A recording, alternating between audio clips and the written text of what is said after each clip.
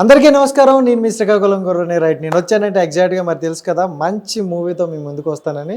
So ఇంకా best movie ఎప్పుడు వస్తుంది అని వెయిట్ చేస్తున్నారు. సో 15th అయితే మీ అందరి ముందుకి ఒక మూవీ తీసుకుని వస్తున్నాం. సో అంతా మాయా. సో ఈ మాయా ప్రపంచంలో మనతో ఉన్న ఇంకొక మాయా. సో ఎస్ఎన్ గారు ఆవిడ ఒక అడుగెట్టారంటే ఇంకా చెప్పాల్సిన అవసరం లేదు. తెలుగు ఇండస్ట్రీలో గోల్డెన్ లెగ్ అనే ఒక బిరుదు కూడా రీసెంట్గా వచ్చింది. సో మరి మాట్లాడేద్దామా? సో హాయ్ మ్యామ్, ఎలా ఉన్నారు? సూపర్. అండ్ ఏంటి డిఫరెంట్ ఫస్ట్ ఆఫ్ ఆల్ నాకు ఆ లుక్ చాలా బాగా అనిపించింది. సో పోస్టర్ గురించి మాట్లాడదాం. చూసారా పోస్టర్ అంతా ఒకసారి? సో ఎలా అనిపించింది అది చూడగానే? బాగా అనిపించింది, మంచిది అనిపించింది. మన ప్రొడ్యూసర్ డిస్ట్రిబ్యూటర్ గారు ప్లాన్ చేసిన డిజైన్స్ ఇవన్నీ ఫస్ట్ నేను అనుకున్నా మరి అంత రేంజ్ ఉందా అండి, అలాంటి అవసరమా మనకి, మామూలుగా ఏదో ఒకటి వర్కింగ్ స్కిల్స్ నుంచి తీసుకోవచ్చు కదా అంటే లేదమ్మా ఇలా చేయాలి అన్నారు. భయంగా ఎందుకు ఓవర్ హైప్ అవ్వట్లేదు, ఇదంతా చాలా హైప్ ఎక్కువ అయిపోయినట్టుందే, నేను భరించుకోలేను ఇంత హైట్ ఇంత వెయిటేజ్ అనుకుంటే they were like no let's do it. But ఇప్పుడు చూసేటప్పుడు I really feel yes it is giving that larger than life feel. నాకే నమ్మకం రాలేనంత అందంగా మంచిగా తయారు. రైట్, మాయా అనే ఒక టైటిల్లో లోపల ఒక బేబీని ఒక అమ్మతనాన్ని చూపించి అందులో పెట్టారు. దానికి ఏదైనా ఉందా కొత్తగా? That is the main sentiment అన్నమాట. That is the heart of the film. ఇప్పుడు మీకు చూసేటప్పుడు పైన థ్రిల్లర్ హారర్ ఫీలింగ్స్ అవన్నీ వస్తున్నాయి, but the heart of the film is emotion and that is what will convey. మొత్తం సినిమా బడ్జెట్ పెద్ద కాకపోయి ఉండొచ్చు, కాస్ట్యూమ్స్ గ్రేట్ గా కాకపోయి ఉండొచ్చు, ఏది ఉన్నా లేకపోయినా ఈ సినిమా మొత్తం క్యారీ చేసేది ఒక ఎమోషన్, అండ్ ఆ ఎమోషన్ వల్లే సినిమా రన్ అవుతుంది. ఓకే, మొత్తానికి దాని సెటప్ అయితే ఉంటుంది అంటారు. సరే ఓకే, ఇంకో చూసుకుంటే అంటే ఈ జోనరు ఆల్రెడీ హర్రర్ అని చెప్పేశారు, బట్ ఇలాంటి జోనర్ ఆల్రెడీ లాస్ట్ టైం ఐరావతం అనే ఒక దీంతో చేశారు. అంటే ఎస్ఎన్ గారు అంటే కొత్తదనాన్ని కోరుకుంటారని ఒక ప్రతి ఒక్కరికి ఉంది, బట్ సేమ్ జోనర్లో మళ్ళీ రావడానికి కారణం? లేదు, జానర్ మీకు అదే నేను అన్నా, పైకి మీకు సేమ్ అదే అన్నట్టు అనిపిస్తుంటే గానీ అలా లేదు. There is story behind it. And horror కూడా లేదు, మీకు హారర్ ఫీల్ వస్తుందంటే మీకు చూసేటప్పుడు మేబీ హారర్ ఏమో, తర్వాత కొంచెం లేదు థ్రిల్లర్ ఏమో అనిపిస్తుంది, కానీ horror thriller it's just flavour. చెప్పడానికి పోతున్న సబ్జెక్ట్ టోటలీ డిఫరెంట్. అది చెప్పడానికి ఇవి జస్ట్ ఒక మీకు ఎలివేషన్స్ ఇవ్వడానికి వాడుకున్నారు. మీకు సినిమా మొత్తం ఆ ఫీల్ ఉంటుంది, లేకపోతే ప్లేన్ గా స్టోరీ చూడడానికి బాగుంటుంది. ఐరావతం కూడా చూడండి, ఐరావతం యాక్చువల్లీ హారర్ ఫిల్మ్ కాదు, ఒక స్టోరీ ఉంది. ఆ స్టోరీని కన్వే చేయడానికి యూజ్ చేసిన ఫ్లేవర్ ఇది. కొందరు గ్లామర్ వాడుకుంటారు, కొందరు పాటలు వాడుకుంటారు. సో ఇక్కడ ఈ హారర్ అనే ఒక ఫీల్ ని వాడుకుంటూ ఒక కథ చెప్తున్నారు అంతే. ఎందుకంటే నా బ్యాక్ సైడ్ పోస్టర్ చూస్తే సేమ్ ఇక్కడ పోస్టర్ ఐరావతం దాంట్లో కొంచెం మ్యాచ్ లా అనిపించింది. అందులో వచ్చిన తక్కువ క్యారెక్టర్లోనే ఇంపాక్ట్ ఎక్కువ వచ్చింది. ఇంకేమో ఆ క్యారెక్టర్ మీకు నచ్చి పూర్తిగా రాపించుకోరేమో అనుకున్నా. నేను రాపించి అంత లేదు, వాళ్ళే రాసుకుని. ఎందుకంటే మీకు ఆ కళ్ళు ఉన్నాయి కదా, రాయడాలు, రాపించడాలు, డైరెక్షన్ చేయడాలు అలా చేయించును. ఇలా ఆఫ్ కోర్స్ ఒకరు డబ్బులు వేసి ఇంకొకరు రాసి వాళ్ళ డెబ్యూ, సో వాళ్ళ డ్రీమ్ డెబ్యూ ఇది కాబట్టి నేను చెప్పేది ఏం లేదు. It was already finished complete ready project తీసుకొచ్చారు, నేను ఒప్పుకున్నాను, చేశాను అంతే. Okay right. అంటే రీసెంట్గా చూసుకుంటే ఎస్ఎన్ గారు చిన్న ప్రాజెక్టులో అడుగు పెడుతున్నారు, పెద్దగా బయటకు వెళ్తున్నాయి. సో ఏంటి ఏదైనా రీజన్ ఉందా, అంటే నేను చిన్న ప్రాజెక్టులు చెయ్యాలి అని ఏమైనా ఉందా? అలా ఏం లేదండి, చేసేటప్పుడు పెద్ద ప్రాజెక్ట్, ఇప్పుడు డెవిల్ కూడా చేశాను, చాంగురే బంగారాజా కూడా చేస్తున్నాను. ఈవెన్ రోల్స్ పరంగా కూడా ఇప్పుడు అన్ని షేడ్స్ చేస్తున్నాను, కానీ క్లిక్ అవుతున్నాయి, అది మన చేతిలో లేదు. ఇప్పుడు రెక్కి, సంస్కార కాలనీ వల్ల అందరూ బోల్డ్ సినిమాలో ఒకేలా చేస్తారు, అలా కాదు. అండ్ ఇంకొకటి ఏంటంటే సినిమా ఇంకా ఇవి కాకుండా ఇంకా చేశాను, కానీ రిలీజ్ ఇవి ముందు అవుతున్నాయి, అవి తర్వాత అవుతున్నాయి. సో జనాలకి చూసేటప్పుడు ఒక్క రకంగా ఇలా ప్లానింగ్ ఏమో అన్నట్టు అనిపిస్తుంది, కానీ సినిమా నిజంగా చేసే వాళ్ళకి తెలుసు ఉంటుంది మన చేతిలో ఏముండదు. ఒప్పుకుని షూటింగ్ చేసేంత వరకు మాత్రమే ఉంటుంది, కానీ అది ఎప్పుడు రిలీజ్ అవుతాయి, ఎలా రిలీజ్ అవుతాయి, రిలీజ్ అయ్యాక జనాలు ఏమంటారు, అవన్నీ ఏది మన చేతిలో ఉండదు. చేయడం వరకు మన బాధ్యత అంతే. మనం చేసిన సినిమా రిలీజ్ అయ్యేంత వరకు వాళ్ళ టీం తోడు ఉన్నది మన బాధ్యత. మన రోల్ ని బాగా చేయడం మన బాధ్యత. సక్సెస్ ఫెయిలియర్, క్లిక్ అవ్వడం, జనాలకి నచ్చడం దేవుడి చేతిలో ఉంది, జనాల చేతిలో ఉంది, అది మన చేతిలో లేదు. రైట్. అండ్ ఇంకోటి ఏంటంటే మీరు సెకండ్ ఇన్నింగ్ స్టార్ట్ చేసేటప్పుడు సో సంస్కార్ కాలనీ, సో అది అంటే చాలా మంది యూత్ కి బాగా కనెక్ట్ అయిపోయారు. సో ఎందుకు కనెక్ట్ అయ్యారని అనిపించింది ఏ రోజైనా? నేను అదే అంటున్నా, మొత్తం ఓవరాల్ ఓపెన్ గా మాట్లాడుతుంది సినిమా అంతా మీరు చూసుకోండి. సో ఎలా అనిపించింది అది మీకు? నాకు చాలా నచ్చింది, one of my favourites. Okay, పక్కింటి కుర్రాడికి ఎందుకు నచ్చింది అనుకుంటారు? పక్కింటి కుర్రాలకి ఎక్కువగానే కనెక్ట్ అయినాయి కదా. ఎందుకు ఒకటి I think because glamour portion or whatever అది intimate scenes so called mass audience కి ఏదో అలాంటి అనిపించిందేమో. వాళ్ళకి ట్రైలర్ కట్ చూసిన దగ్గర నుంచి సినిమా ఏదో బూత్ సినిమా ఇది. అప్పుడు ఆల్రెడీ మనం ఒకసారి మాట్లాడుకున్నాం ఆ ఇంటర్వ్యూలో కూడా. అవును, అండ్ కామెంట్స్ లో కూడా చాలా మంది సినిమానే చూడలేదు, ఓన్లీ ట్రైలర్ చూసి జడ్జ్ చేసి ఇది బి గ్రేడ్ సినిమా, ఇది సి గ్రేడ్ సినిమా ఇది అని అనుకుని అలాంటి వాళ్ళు కూడా చాలా మంది అట్రాక్ట్ అయ్యారు. నెగటివ్ అట్రాక్షన్ చాలా వచ్చింది అనుకుంటా సినిమాకి. బట్ ఆ ఒపీనియన్ తో సినిమా చూశాక కింద కామెంట్స్ లో మీకు కనిపిస్తుంది సినిమా ఏమో అనుకున్నాను కానీ సినిమా ఒక మెసేజ్ ఉంది, చాలా మంచి సినిమా, ఇలాంటి సినిమాలు సమాజం చూడాలి చూసిన వాళ్ళు కొందరు చెప్తున్నారు. కానీ ఎంతో మంది ఓన్లీ ట్రైలరే చూసి సినిమానే చూడలేకపోయారు, సినిమా బాగాలేదని ఫిక్స్ అయిపోయి సినిమా చూడలేదు. సినిమా చూసిన అయితే క్లారిటీ ఉంది. అవునవును, ఎస్. అండ్ ఓకే, మీరైతే అప్పటి వరకు ఫ్యామిలీ ఆడియన్స్కి మంచిగా చేసింది, ఒక్కసారిగా ఇలాంటి సినిమా ఒప్పుకొని అంటే తెలుగు ఆడియన్స్ని షాక్ ఇచ్చారు నిజంగా. ఎక్కడ చూసినప్పుడు ఏ వీడియో చూసినా మీదే, ఏ తమ్నైల్ చూసినా మీదే. సో ఒక్కసారి అలాంటి క్యారెక్టర్ ఎంచుకోవడానికి పర్టికులర్ రీజన్ ఏమైనా ఉందా? లేదండి, యాక్చువల్లీ దాని ముందు కూడా స్క్రిప్ట్స్ వచ్చాయి, స్క్రిప్ట్స్ వస్తాయి కానీ అది హ్యాండిల్ చేసేంత మెచ్యూరిటీ డైరెక్టర్స్ కి ఉండదు. వాళ్ళు ఏదో వాళ్ళకు కూడా ఫేమ్ రావాలని స్క్రిప్ట్స్ రాశారు కానీ సినిమా మీద ప్రేమ ఉండి స్క్రిప్ట్స్ రాసింది కాదు.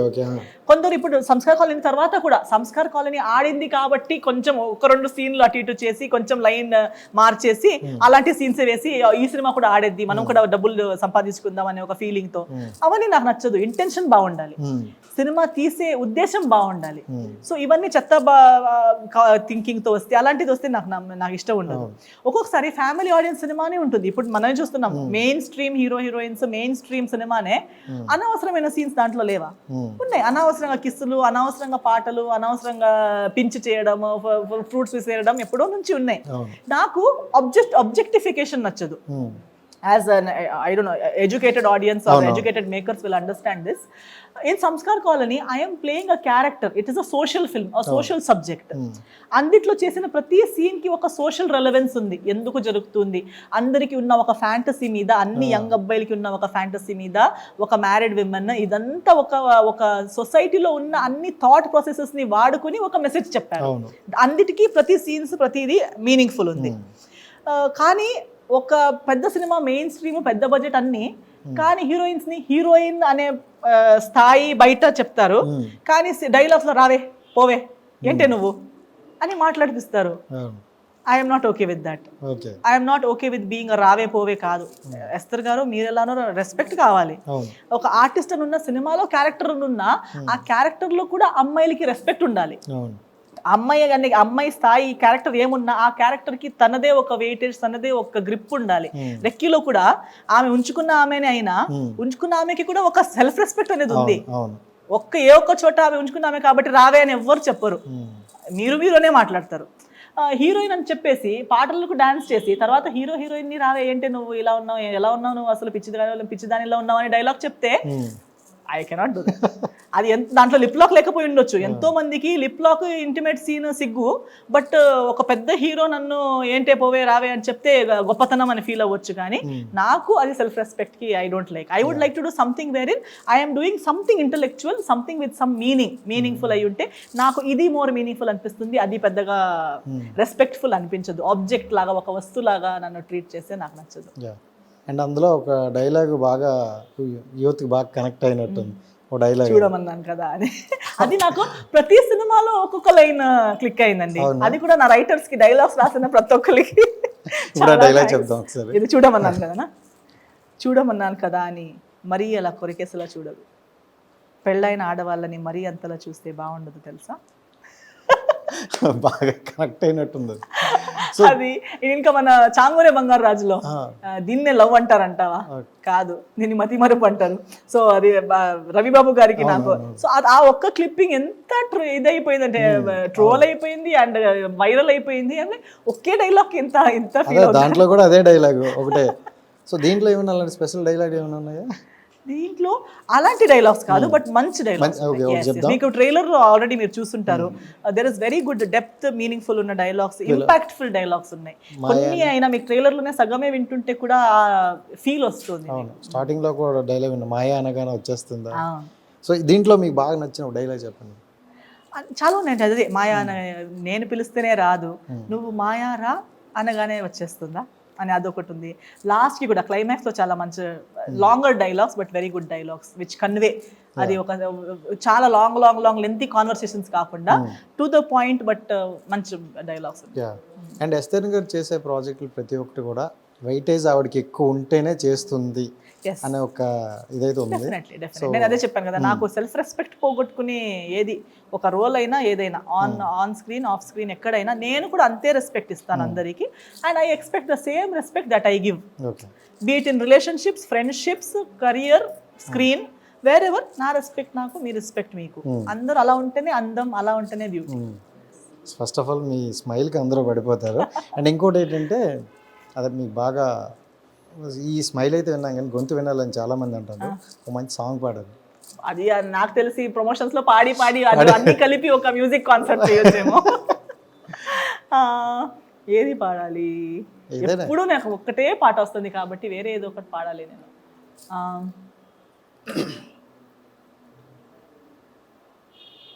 ఉండిపోరాదే పాడతాను, అది చాలా రోజులు పాట. ఉండిపోరాదే గుండె నీదేలే, హత్తుకోరాదే గుండెకే నన్నే, అయ్యో అయ్యో పాదం నేలపై ఆగమన్నది, మళ్ళీ మళ్ళీ గాల్లో మేఘమై తేలుతున్నది, అందం అమ్మాయి అయితే నీలా ఉందా అన్నట్టుంది, మోమాటాలే వద్దన్నాయే, అడగాలంటే కౌగిలే, ఉండిపోరాదే గుండె నీదేలే, హత్తుకోరాదే గుండెకే నన్నే. ఇలా ఉండిపోమంటే ఎవరైనా ఉండిపోతారు. నిజంగా చాలా బాగుంది. అంటే మీరు మాట్లాడుతున్నప్పుడు ఒక టోన్ వచ్చింది, పాటకు వెళ్ళేసరికి ఇంకో టోన్ వచ్చింది. So multi talented. So second inning మీకు ఫస్ట్ ఆఫ్ ఆల్ ఎలా అనిపిస్తుంది? ఎందుకంటే ఫస్ట్ ఇన్నింగ్ మంచి హీరోయిన్గా, ఇప్పుడు ఏంటంటే ఇప్పుడు కూడా మంచి క్యారెక్టర్లు వస్తున్నాయి, బట్ చబ్బీగా క్యూట్ అండ్ బబ్లీగా అనిపిస్తారు. సో మీకు ఎలా ఉంది డిఫరెంట్? నాకు బాగానే ఉందండి. Unexpected life has been unexpected journey. I think ప్రతి ఒక్కరికి అలా ఉందేమో నాకు తెలియదు, but for me my life has been. చాలా మంది అంటే ఎందుకు అడుగుతున్నాను, కొంతమంది మీలాగా స్ట్రగుల్ పడిన వాళ్ళు వదిలేసి వెళ్ళిపోయారు. ఎప్పుడో 10-15 సంవత్సరాలు కనిపించి ఒక రీల్ చేసి కనిపిస్తారు తప్ప మళ్ళీ ఇండస్ట్రీలో ఉండాలి, జర్నీ చేయాలని లేదు. బట్ మీరు ఎన్ని జరిగినా మళ్ళీ బ్యాక్ ఆన్ అయ్యి చేసుకుంటూ వెళ్తున్నారు. సో ఎలా అనిపిస్తుంది? చాలా హ్యాపీ అనిపిస్తుంది నిజంగా.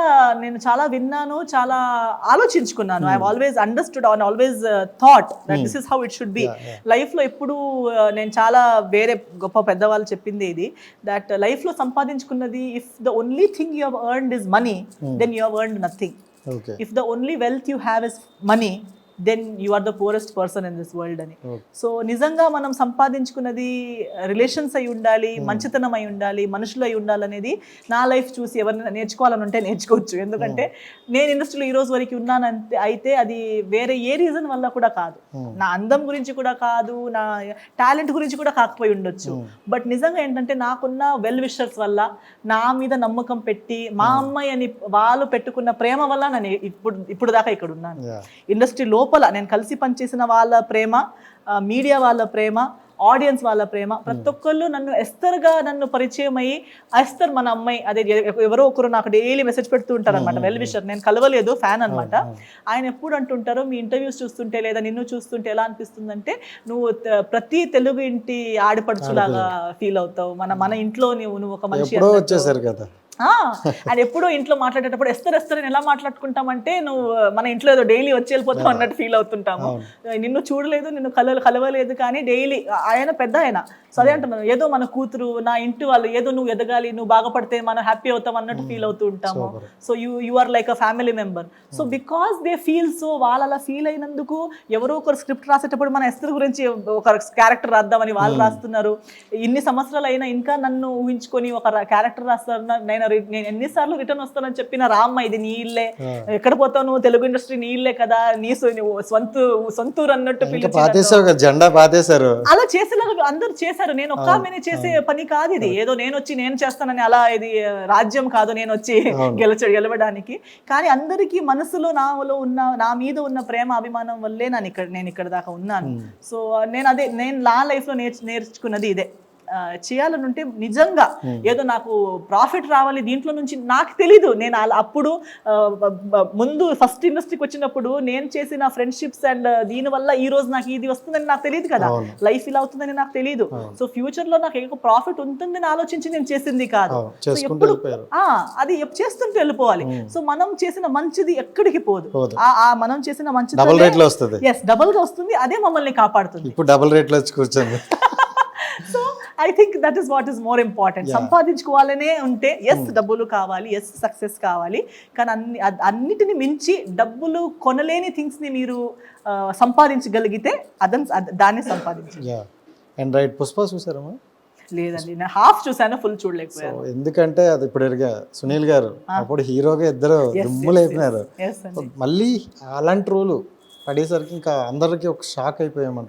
పుష్పాలో సునీల్ గారి ఈ యాంగిల్ చూడగలమని. సో మీకు ఎలా అనిపించింది అప్పుడు సునీల్ గారికి, ఇప్పుడు సునీల్ గారికి?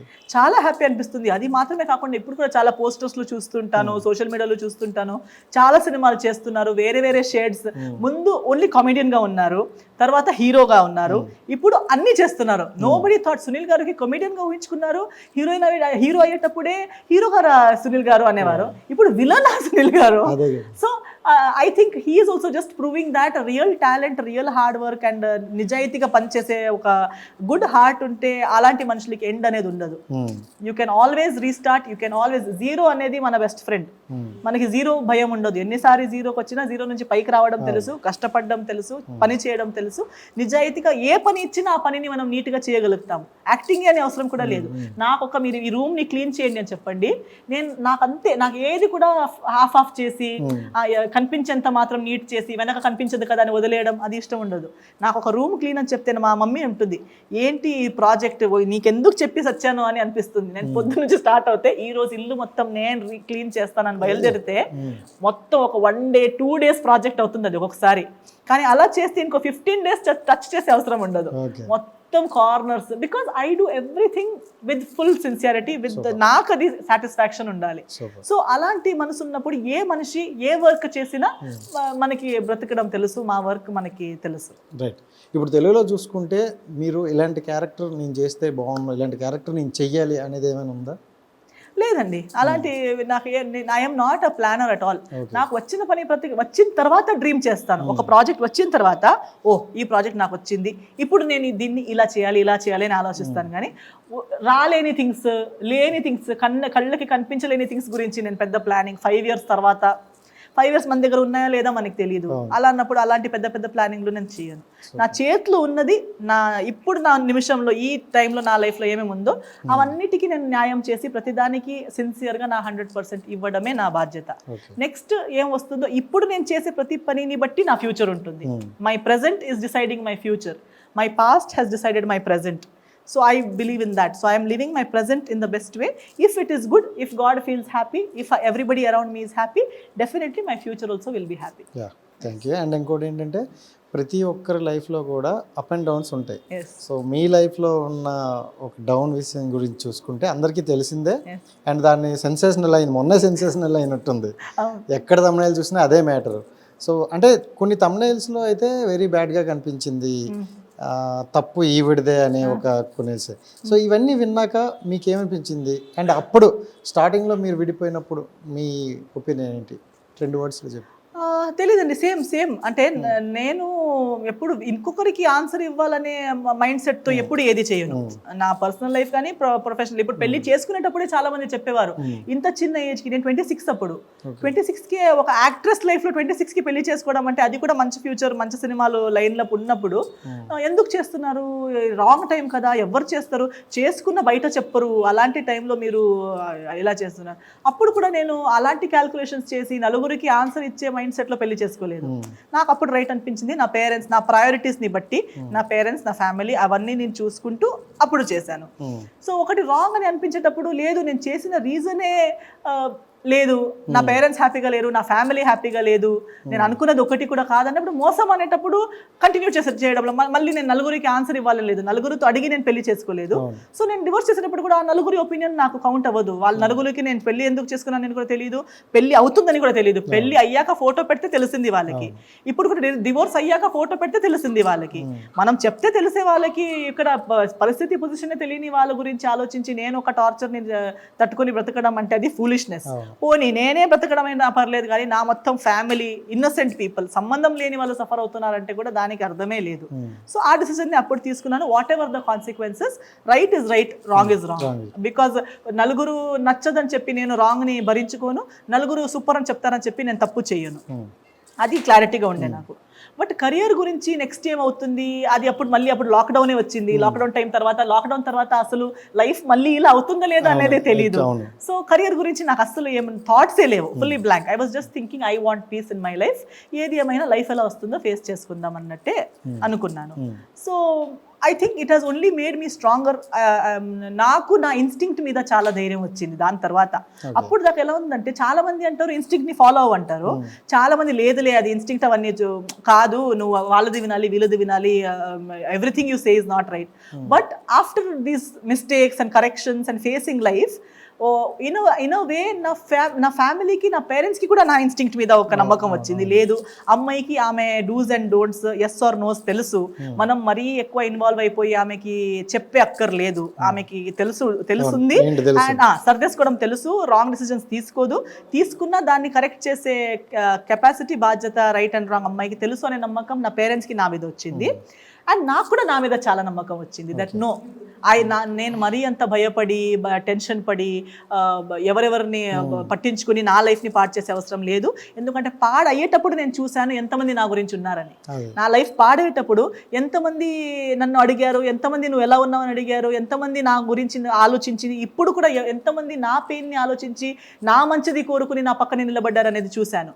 సో అంతమంది చూసిన తర్వాత మిగతా వాళ్ళు నాకు కౌంట్ లేదనేది నాకు తెలిసిపోయింది. మిగతా వాళ్ళు ఏదున్నా ఒక ఎంటర్టైన్మెంట్ లాగా, ఒక ఏమంటారు, ఒక ప్రోగ్రామ్ లాగా చూసి చప్పట్లు కొట్టి కామెంట్స్ వేసి నవ్వడానికి మాత్రమే ఉన్నారు. కానీ నిజంగా ఒక ప్రాబ్లంలో ఉన్నప్పుడు నా కోసం చేసే వాళ్ళు కాదు. అంటే జనరల్గా అడుగుతారు కదా, అంటే ఇప్పుడు అనుకో ఏజ్లో ఉన్నారు, బాగానే వర్కౌట్ అవుతుంది, కొంత ఏజ్ వచ్చిన తర్వాత మనకు తోడు అంటే అవసరం అని అంటారు. మరి అలాంటి తోడు గురించి మీరు ఏం ఆలోచిస్తున్నారు? ఇప్పుడు వాళ్ళే అలాంటి మాట్లాడుతున్నారు కదా, వాళ్ళకి తోడు ఉంటా అంటానా? ఇప్పుడు ఒక తోడు అంటే పక్కనే కూర్చుని ఉండడం తోడు కాదు కదా. ఇప్పుడు చాలా మంది ఓల్డ్ ఏజ్ లో కూడా ఉన్నారు, డైలీ సాయంత్రం ఇప్పుడు ఈ టైంకి, ఇప్పుడు 6-7 కల్లా వాళ్ళ ఇంటికి వెళ్తే మీకు తెలుస్తుంది, కొట్టుకుంటూ ఉంటారు. సాయంత్రం వాళ్ళ టీవీ అవసరం లేదు, వాళ్ళ ఇంట్లో వాళ్ళ ప్రోగ్రాంలే ఉంటాయి. చూస్తారు, పొద్దున్న ప్రోగ్రామ్ ఉంటుంది, ఆఫ్టర్నూన్ ప్రోగ్రామ్ ఉంటుంది, ఒకరిని ఒకరు చూస్తే అది వాళ్ళ డెఫినేషన్, అది తోడు. అంటే ఒక అన్హ్యాపీ మ్యారేజ్ ఉన్నా పర్లేదు, అన్హ్యాపీ ఫ్యామిలీ ఉన్నా పర్లేదు, ఒకరిని ఒకరు చూసి తిట్టుకున్నా పర్లేదు, కానీ ఫ్యామిలీ ఉండాలి. నేనన్నాను లేదు, నేనంటాను ఒక్క ఫ్యామిలీ, ఒక రిలేషన్ నుంచి మనకి ఉన్నదానికిన్నా బెటర్ చేసేలాంటి రిలేషన్ ఉంటే మాత్రమే ఆ రిలేషన్ మాకు కావాలి. నాకు సాయంత్రం, ఇప్పుడు నేను మేబీ ఒక్కమని ఉన్నాను కాబట్టి, మొన్ననే ఒకరితో మాట్లాడాను, ఒక్కమని ఉన్నాను కాబట్టి మేబీ సాయంత్రం ఒక ఓల్డ్ ఏజ్ అయ్యాక, ఇప్పుడు నాకు బిజీగా ఉన్నాను తెలియట్లేదు, మేబీ సాయంత్రం కొంచెం బోర్ కొట్టొచ్చు. ప్రతి వాళ్ళకి అది when reality hits use evenings. పొద్దున్న మీరు మార్నింగ్ మీ వర్క్స్ చేస్తారు, ఫోన్ తెలియదు. సాయంత్రము ఒక 2 ఆప్షన్స్. ఇప్పుడు నేను సోలోగా ఉన్నాను, ఒక్క ఆమె ఉన్నాను, నాకు కంపానియన్ ఎవరు లేరు అనుకో, నాకు అయ్యో ఒక ఎంటీ ఇంటికి వెళ్ళాలి కదా. టాటా గారు టాటా గారు ఇంటర్వ్యూలో అదే చెప్పారు, మీకు లోన్లీనెస్, టాటా గారికి కూడా అదే క్వశ్చన్ అడుగుతారు అనేసరికి నేను కొంచెం కూల్ డౌన్ అయ్యాను. అంటే అన్ని కోట్లు ఉన్నా, సక్సెస్ ఉన్న లైఫ్ లో అన్ని చేసిన తర్వాత కూడా టాటా గారికి కూడా అడుగుతున్నారు, మీకు లోన్లీనెస్ లేదా, మీకు తోడు వద్దా అని అడుగుతున్నారు. సో ఆయన కూడా అదే అన్నారు. ఒక్కొక్కసారి నాకు అదే అనిపిస్తుంది, సాయంత్రం ఇంటికి వెళ్ళేటప్పుడు ఒక ఖాళీ ఎంటీ ఇంటికి వెళ్ళాలి కదా అనే ఒక సాడ్నెస్ అనిపిస్తుంది. కానీ సడన్గా లేదు, ఇది కాకుండా నా ఆప్షన్స్ ఏంటి, ఎవరో చెప్తున్నారు, సమాజం చెప్తుందని చెప్పి ఏదో ఒక మనిషిని కలిపి నాకు 100% కంపానియన్ కాదు, వేవ్ లెంత్ సెట్ అవ్వదు, ఏం లేదు, కానీ ఎవరో అందరూ చెప్తున్నారని చెప్పి ఉన్న ఆ మనిషితో నన్ను పెళ్లి చేసుకుని ఉంటే అప్పుడు కూడా నాకు అప్పుడు సాయంత్రం రాగానే అయ్యో ఇంటికి వెళ్ళాలి, వాడి ఫేస్ చూడాలి, వాడితో ఉండాలి కదా, అయ్యో ఎప్పుడు ఒకసారి మార్నింగ్ అవుతుందో, అప్పుడు కూడా ఇల్లు బికమ్స్ అ ట్రాప్. ఆ ఇంటికి వెళ్ళడానికి హ్యాపీనెస్ లేదు. So in both ways it is not right. It is only right if I'm going to a house where that house is waiting for me, where that husband appreciates me, where that family truly loves me and accepts me for who I am, and I also feel the same about them. నాకు కూడా ఇంటికి వెళ్తే మా husband నా కోసం wait చేస్తుంటారు, అయ్యో నా పిల్లలు నా గురించి వెయిట్ చేస్తుంటారు, ఆ హ్యాపీనెస్తో నేను ఇంటికి వెళ్ళగలిగితే, అంత ప్రేమ ఉన్న ఫ్యామిలీ ఉంటే మాత్రమే ఆ ఫ్యామిలీకి మీనింగ్ ఉంది. కానీ ఊరికి అయ్యో వీడున్నాడే ఎప్పుడు పోతాడో ఏమో, ఎప్పుడు ఇంటికి వెళ్ళిపోతాడో ఏమో, ఎప్పుడు జాబ్కి వెళ్తాడో, తాను ఒకసారి వెళ్ళిపోతే నా టైం నాకు దొరుకుతుంది. So even if you want a break from that person is not your partner.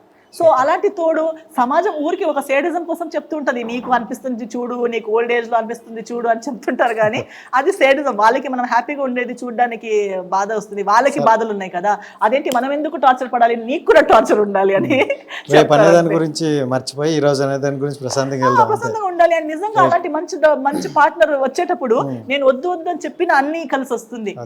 అదృష్టంలో రాసినప్పుడు అన్ని జరుగుతాయి. దానికి నేను కష్టపడి ఏదో ఒకటి చేయాలని లేదని నా నమ్మకం. Right. Finally 8th women's day అంట, అందరూ ఉమెన్స్ డే గురించి ఉమెన్స్ని అడుగుతున్నారు. సో మా మెన్స్కి ఏం చెప్తారు? బాయ్స్కి మెన్స్కి నేను చెప్పేది ఒకటి ఏంటంటే, మీరు మెన్ అనే ఒక ఈగో మీద అమ్మాయిలు భరించుకుంటున్నారు, not because they cannot fight you are not because, it is because they love you. Women overall are loving. మీ మదర్ కానీ, మీ మదర్కి మీరు బ్యాక్ ఆన్సర్ ఇచ్చేటప్పుడు, ఆమె మీకు జన్మించి చిన్నప్పటి నుంచి ఇక్కడి దాకా మిమ్మల్ని తీసుకొచ్చింది, ఆమె మీకు బ్యాక్ ఆన్సర్ ఇవ్వలేదా? ఇవ్వచ్చు. Because she loves you, she keeps quiet. Your sister keeps quiet, your wife keeps quiet, not because they are helpless, not because they can't do it, it is because they believe that they need you. వాళ్ళకి నాకు నువ్వు కావాలి అనే ఒక feeling ఉంది కాబట్టి నువ్వు ఎంత చెప్పినా, ఎంత హర్ట్ అయినా పోనీలే అని చెప్పి మిమ్మల్ని భరించుకుంటారు.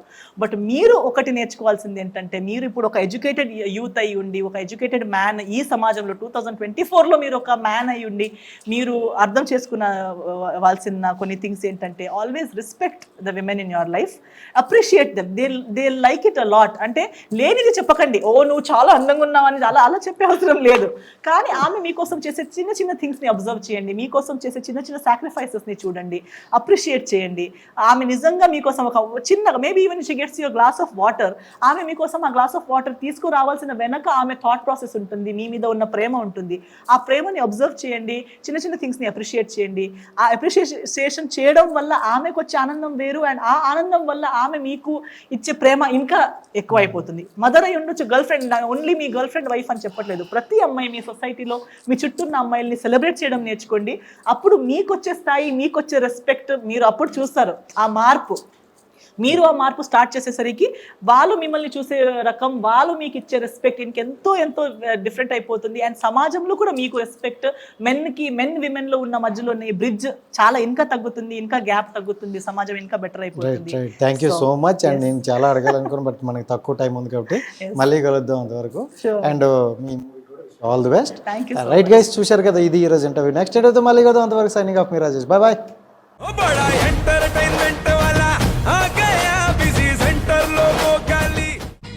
సక్కు సక్కేంద్ర సక్కు సక్కు బాయ్ బాయ్ బాయ్ బాయేంద్ర బార్కవ్ బాయ్ బాయ్. గిరాకి వచ్చే టైం ఏంది, కస్టమర్లు వస్తున్నాడు, రేటు కలిపి గురి.